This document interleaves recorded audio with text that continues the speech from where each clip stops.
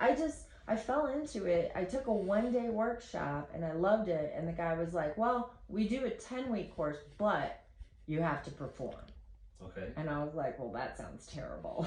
Where do I send it? You've never done it before. I never thought I would, or, just, I didn't do drama in high school. Like, I'm not a performer. I've always liked comedy a lot. Like, my neighbor gave me, this is so gonna date me, she gave me a cassette of Robin Williams at the Met, and I couldn't stop listening to it. And I was like, what is this? But I never thought I would do it. And then, I ended up doing it. They had the graduation show, and I did 2 of them. And one was at Broadway, one was at New York. But I kind of fell in love with the community, and I fell in love with the process and the psychology. Like the psychology. Well, so that's the thing. Like, the crowd is such a factor.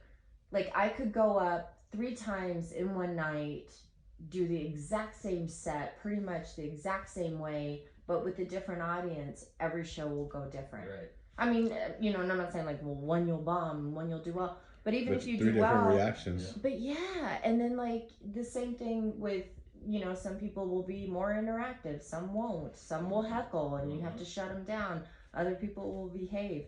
So I love that. Yeah. Like, you evolve in comedy, but you never cross a finish line. Right.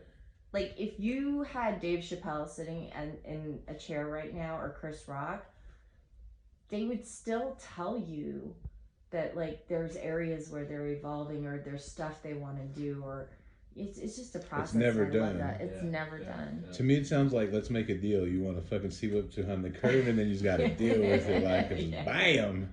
It's kind of flow with it, ease it in, and get your set in, right? Yeah. So how was your first set when you took that course? I mean, how long did you have? How many minutes did you have? Let's see. I think we had to do 5 minutes, which is that forever? Damn. Listen, let me tell you something. Comedy time is something else. It's like triple time, isn't because when you sit there, I'm telling you, when you're starting out, you're like, oh, I got 10 jokes. I'm good. And 2 minutes. Yeah, and also you don't have 10 jokes. No, you have 2 jokes and some other bullshit. And but then it's funny because when you evolve, and in New York especially, you can't get stage time, which was a really nice thing when I came back to Denver. So you get to this place where you do have material and you want to like start to get a flow, but then you get the light. And so then the problem becomes, you only have 10 minutes. You only have 15 minutes when you want to go 30.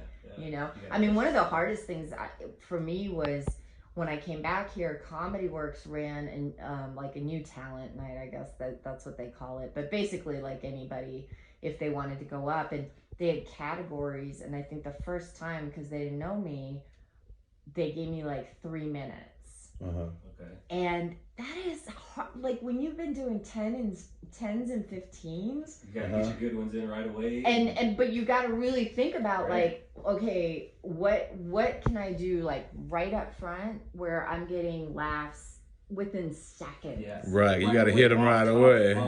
You gotta try to Mike Tyson them real quick and boom Yeah.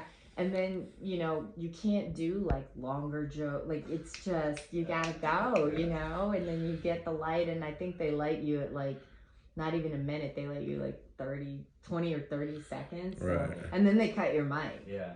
So then you're embarrassed if you're not done. Are your bits usually story? Like, or no.